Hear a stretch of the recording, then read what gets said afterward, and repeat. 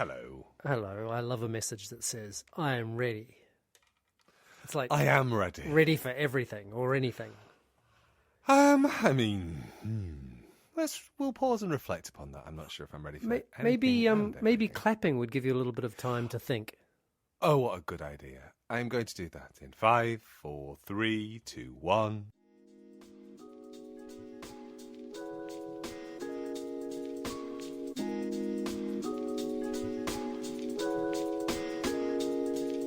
This is a podcast in which two friends talk about the pleasures, absurdities, and imperfections of being human. I'm Simon Ellis. And I'm Lee Miller. Welcome to Midlifing.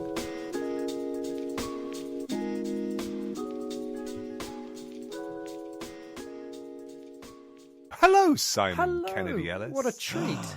What a treat. What a treat. And can I just make this noise for you? Are you ready? It was a pot. No, that was actually me accidentally hitting my angle poise lamp. Whereas what I wanted to do was this. Ah, and what does that mean? Does that mean house talk? I am chinking glasses for you. Oh. A celebratory chink, if you will. Because yesterday, dearest listeners, because we are recording on a Saturday evening, was International Champagne Day. It wasn't. And it was indeed. The 25th of October is International Champagne Day. And if you didn't open a bottle of champagne to celebrate, it's not too what late. are you even doing? Exactly. So me and Bob did, and we're drinking champagne. Why do you think that champagne needs an international day? I mean, I get why, I don't know, dance and I don't know, women, there's, I mean, it is ridiculous, isn't it, what gets an international day? But why champagne? I think champagne probably gets an international day because it's October. We're a bit far away from, summer parties, and we're a bit far away from Christmas, and they need to shift a few bottles. Just so it's an opportunity to shift a few. Absolutely, yeah. And it's an opportunity for us to bring home a bottle of champagne and go, that bottle of red we were going to open. Let's save that for Sunday. International Red Day. I mean, every day is International Red Day in this house. And so is it? I mean, I can only one can only assume. I'm only going to talk in the third person these days. I don't like the first person. Yes, I just. You mean one? He does not like the first person. I don't know. One. Does one in your house? Does one only Is it real champagne? It must be, right? Oh, yeah. Okay. I'm not drinking Prosecco and calling it champagne. Or Cava. Prosecco. I mean, take that word off your lips. Oh, I'm so sorry. Actually, I'm not. That's not. I say that as if I'm genuinely snobby about it. I'm not. I will drink any fizzy pop that's nice. But we are drinking real champagne. It's a very nice. It's got quite a biscuity. Does it Craig, say it on the label? This is for you. No, I'm saying this. This is Craig, this is for you. I can't remember which one it is. It's a very biscuity champagne. I think it's a recommendation from Craig at some point. And so biscuity, what does that mean in the context of champagne? I mean, it's got a slight sweetness. But also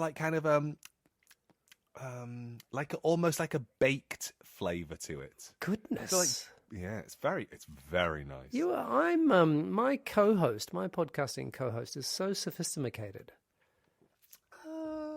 As he swallows. So the reason I was chinking on microphone was because the house news. So it is. So just to finish the International Champagne Day thing. Have you ever tried Franciacorta? Now, so I'm not sure. That's that's Italy's champagne. You'll have to get a bottle. I'm not sure. So it's the bubbles are smaller. Okay. Franciacorta. Franciacorta. It kind of literally means short France. So who knows? Oh. Or France short. Yeah.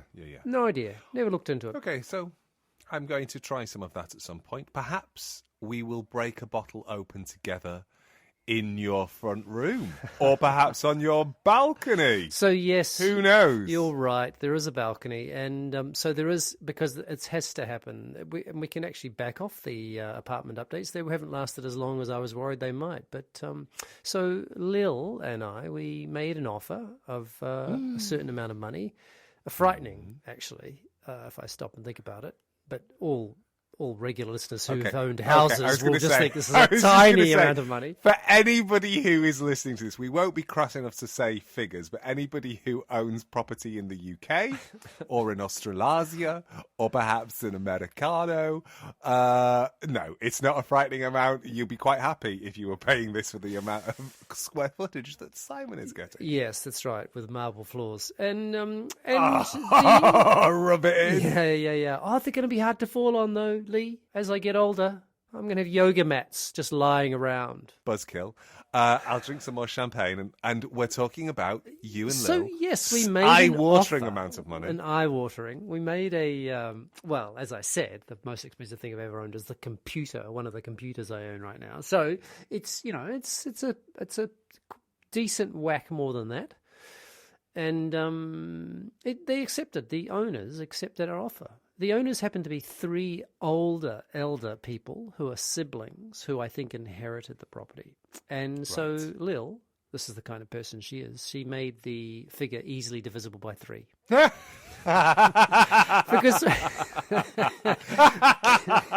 we didn't want them to have no fights, that's for sure. And I like to imagine that they went, oh, that number's easily divisible by 3.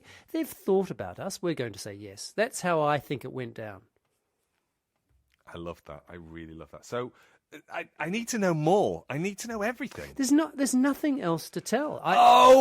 Make shit up then. Well, that would be last week's episode and the week before and the week before. I've stopped. I've turned over a new leaf. I've decided to only tell the truth on this podcast. Okay, so here's my question for you. What is a realistic time frame in the Italian property landscape? Very interesting question. I'm sure all our listeners are just hanging on. Tenter. Tenter. T-E-N-T-E-R. I thought it was. From the tenter frame. Tenterhooks. I think. I've told you this before. I'm sure you have. It's episode 123. Go look it up. Go look it up, motherfuckers. So we have to. There's a formal transfer of a certain amount of money. Okay, and that is effectively the deposit, not in the bank loan sense of a deposit, but a deposit between the buyer and the seller. And is this one of those deposits where if somebody reneges, they keep the deposit? Correct. So that's exactly what it is. And they wanted almost 30%. And Lil, I have to say, because most of it's happened in Italian. Lil's been phenomenal. We've had a lot of help from people because, whoa. And my Italian failed, weeks ago in this process, that's for sure. I just went, I don't have the language in English. And so Lil made a counter offer on the deposit, effectively, much, much lower. And it seems like they've accepted that. And that is exactly right. If we pull out, we lose the deposit. If they pull out, they have to pay our deposit back and the same amount again. So they are effectively fined. And I actually don't know. I think they're still, she is the cat's mother, the real estate agent. And I think she's still drawing up this official document, and then Lil will transfer that money. And then nothing will really happen until Lil has an Italian bank account, which of course she's lived there. I'm not sure I should be sharing this on the podcast. She's lived there for 2 years and doesn't have an Italian bank account. But it looks like it'll all be done by Christmas, which apparently is speedy. Oh my gosh. That's very speedy, yeah. It's really good. It's really good, actually. Yeah, and I would say a 3-month window would be about. So to put it into context, we saw our flat in Lisbon on the, I guess it would have been about the 16th or 17th of December. And we took possession of it at Easter of the following year. There you go. Yeah. It's about 2.5 to 3 months. So yeah, you're going really quick. Yeah, so I think, and I think they're happy with the offer. We decided that we weren't going to push really hard on the offer, meaning it was in our interests to go close to what they were wanting, because it meant we don't have to go back there multiple times. We don't have to start looking at other places if we miss out. It was so, when we started looking at it like that, we were going, what's that worth to us? Like that, when we started looking at it like that, we were going, that's nothing. Like this, the little bit of extra we're saying we'd like, we could have gone lower, though, right?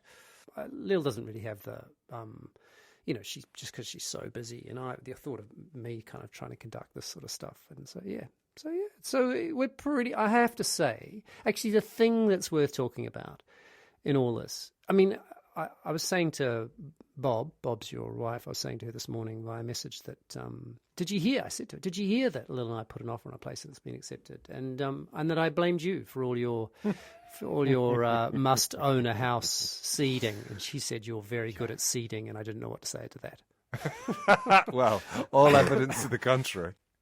Oh, don't. And sorry, yeah, that was too soon. Yeah, well, for me, I don't know.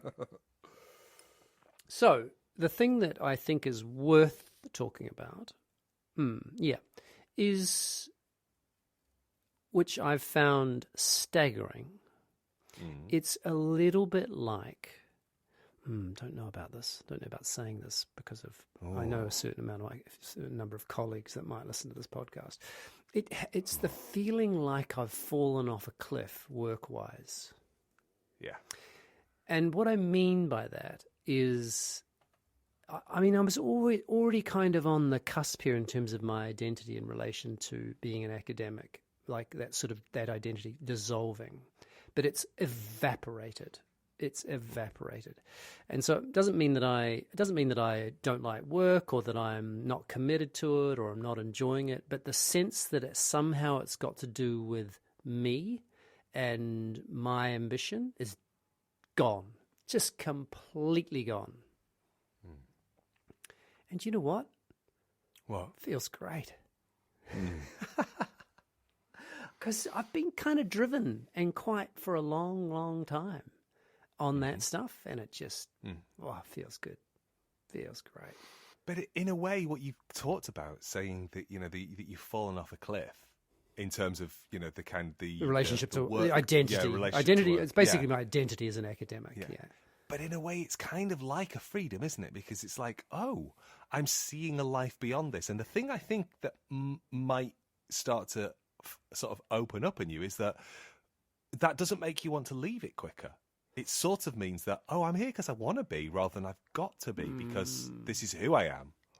Yeah, well, I don't. I mean, at the moment, it doesn't feel like that. It feels much more like I'm out of here as soon as I can. Yeah, well, that's because it's still exciting I'm in you. Out of here. No, but I don't. I think what it does is what it is doing is giving me some kind of perspective on work that I've never possessed before.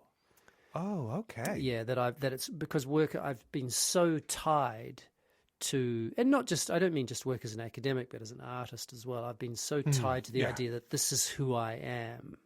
Yeah.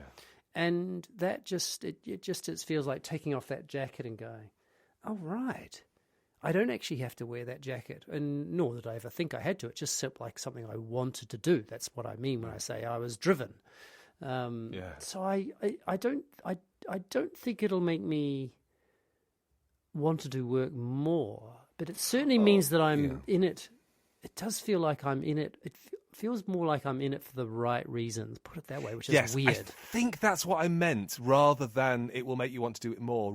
I didn't mean that. I meant like it's just less like you become like, oh God, I can't wait for this to be over when you get tired of something. Or, I'm doing a bad job of it. I'm a glass of champagne in. I think what you just said is that you're doing it for the right reasons is a much nicer way of thinking about it. Not that you were doing it for the bad reason before, but it's just it's not. It's opened up. It opens up a sort of just another, look, there's there's another layer, there's another yeah, limb, or there's another another attitude thing. to take in this. Yeah, it's very interesting, and it's timely. It's really timely in terms of work. It feels my kind of sense of how it is that I might be of service at work feels much more open, and I really, it's a good thing. It's a really good thing. Also, just this planning and playfully, Christmas is going to be great fun around here because we'll just spend the entire time going, oh, we can take that to Italy immediately. That can go, and that can go, and I can hang up a painting. I've been lugging around my grandmother's painting since I was 20 bloody whatever, and finally I've got a place I can hang it up in, as opposed to lean it against a wall, which that blows my mind. Yeah. Yeah. Oh, gosh. Yeah. How exciting. It is exciting. I am very excited. And a little bit like, like I've said to you, it's the money. Yeah, it's a little bit like, whoa. Is that, you can just transfer that money like that, just like that, and then you no longer have it. And also, because I'm not getting a mortgage, I'm paying for the thing outright. Well, Lil and I are paying for the thing outright. So, and every time you say that, I won't have that money anymore. It just makes me laugh. It's like, yes, you do have that money. It's just invested in a different way. Yeah, it's very different from. It's curious the idea of when you. Like even buying food, you're effectively investing, depending on the food, I guess, in your own health in some way. Yeah. I just don't think about investment in that sense. But it's not that I disagree with you. Put it that way. No, I understand. It's just a very different thing. You're coming to this at 56. Yeah, a little bit late. A little bit late to the party. So it's. Well, I wouldn't. It's not about being late. It's just it's a different attitudinal shift. It's not just one of. It ceases to be one of your outgoings. It's not just I have to pay for this in order to have a roof over my head. It becomes a different type of thing. Yeah, I mean, I have to say I'm quite looking forward to that. I mean, I don't mind paying rent. I always imagined I'd pay rent for the rest of my life, but I have started thinking, I wonder when I could leave this place and not pay rent anymore. So you're a dastardly prick. It's your fault. You should take full responsibility for this, and you should send me a gift as compensation. How about I give you a housewarming present when you arrive? Is it going to be some fancy piece of furniture? Do you want a fancy piece of furniture? I think I've got plenty. I don't know you do. I think you should choose something you think would be entirely appropriate given how you know us.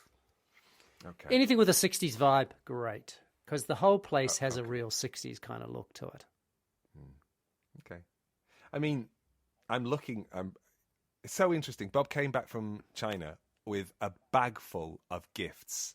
Not for me. That had been given to her. That had been given to her. And she discovered that quite quickly, don't say, oh my gosh, that's beautiful to anybody. Because you get more. They just go, no, they just no. I don't mean the formal gifts that were part of the the kind of the hosting, which of course happened. I mean the gifts when you say to somebody that you're working with, like, "Oh, that's a beautiful pen that you have." Yeah, they give you one, and then they just give it to no, they don't. They give you that. Person just give you that one. It's like, here you go. So no, I can't take your pen. Oh, I can get another one. I live here. There you go. You like it? It's yours. Because Bob, that's basically how she works in the world, is identifying beautiful objects. So she must be like having to cut her own arm off or chew her own arm off not to say something was beautiful.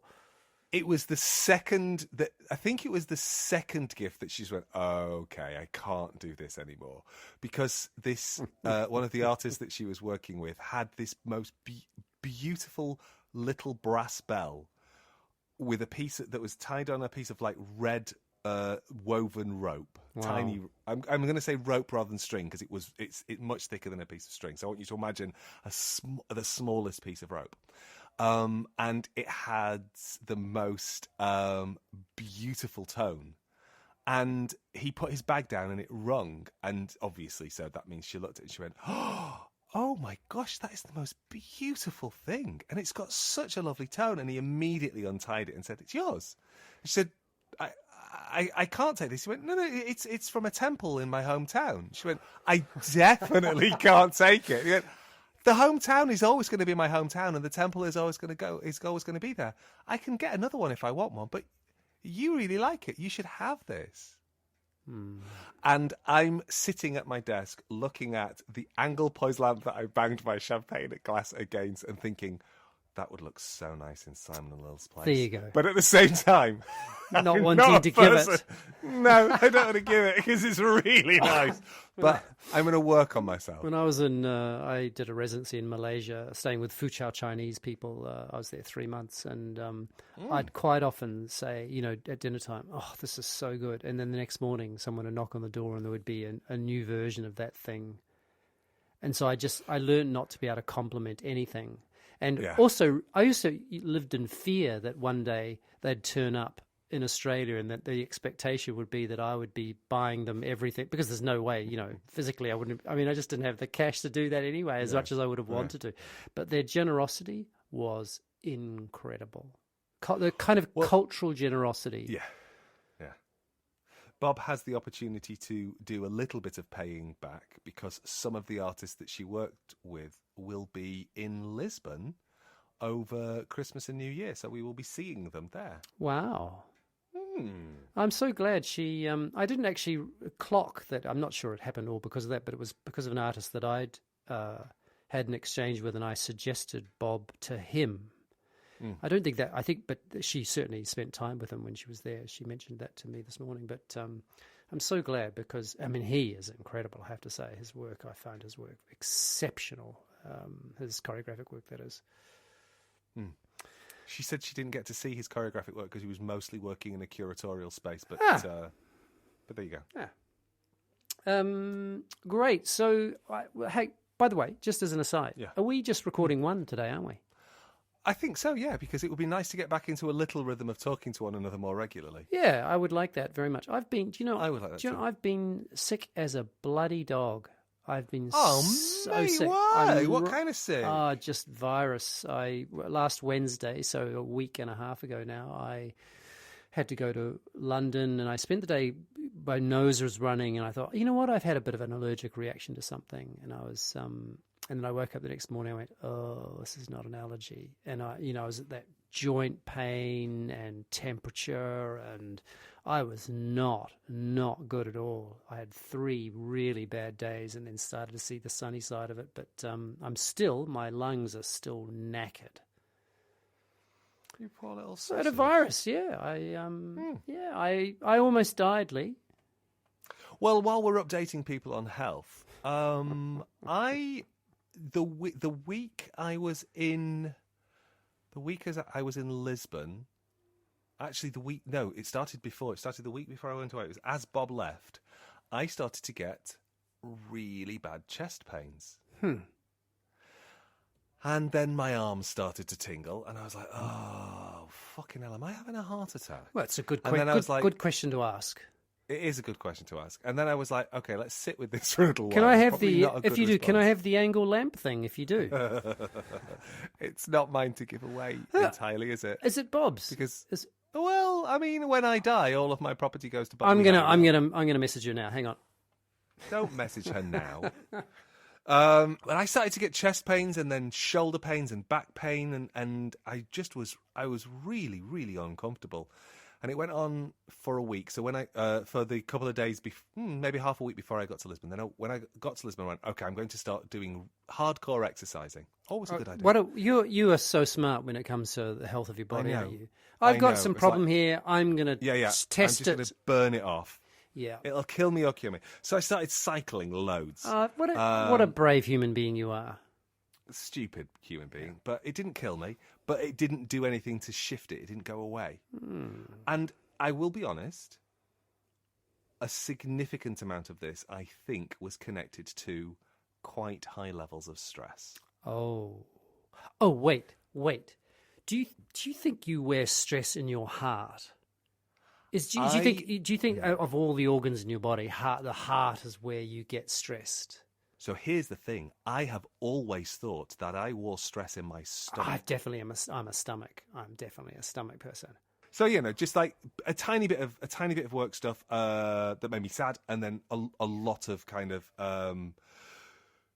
just this physical sort of sense of pressure and heaviness and it not going away. it was, and the thing that was, I think, really bothering me was it was also getting really deeply lodged in my like underneath the scapula. So it was subscapular muscular pain on the left hand So side. like tightness when you inhale, kind of thing. When I inhaled, when I couldn't move my neck, and it so it radiated to my chest. It was so uncomfortable. It sounds like you basically strained an intercostal or something like that. You've just done, which is quite possible, but that will also cause that kind of real tightness.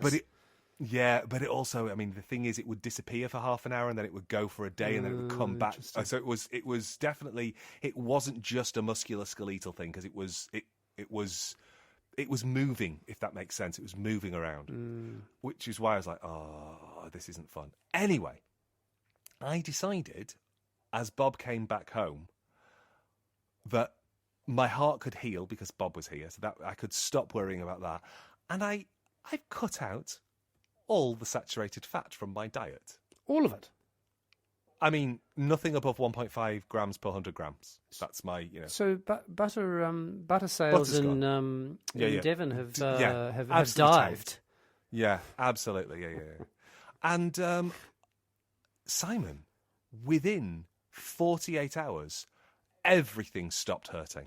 Yeah, I mean, which may or may not be to do with the butter. I mean, with the I'm going to fats. say it is. Well, I think that because I have that gallbladder thing.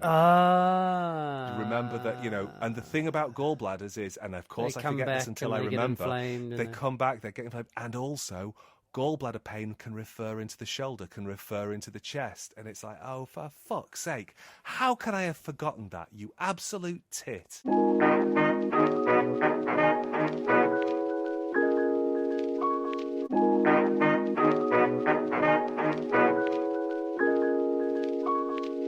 Oh, what a lovely thing to do on a Saturday night is to talk to you, Lee Miller. What an absolute joy. This has been today. I have had such a lovely day. Yeah. I woke up. I walked the dog. I came back. We had breakfast in bed. I made pancakes with no fat, which is crazy. And then, what did you have on the pancakes? Fruit, bananas, maple syrup. What do we have on them? No, bananas and fruit. Yeah. And then. Oh no, there weren't bananas on the pancakes. Sorry, I had bananas in the pancakes rather than eggs for the binding. And then. Oh, I'd love you to send that recipe to me. That would be great. Using bananas as binding instead of eggs. Well, so what I did was it was dead easy.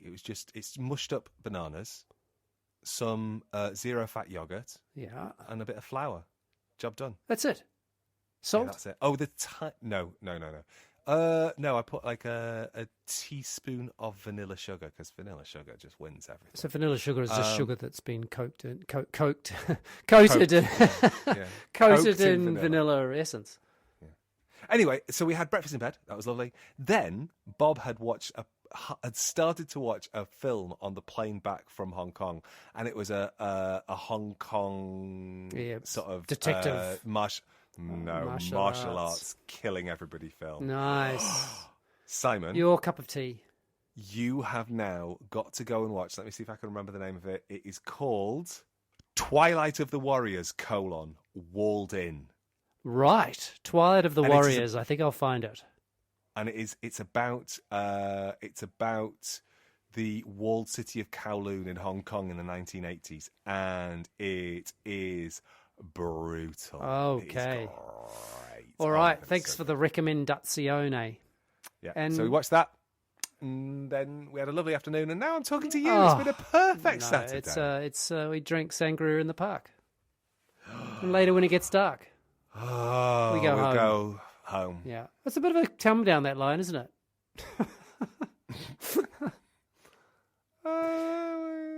I think that's the idea. I mean, Lou Reed. Anyway, hey, bye. Bye.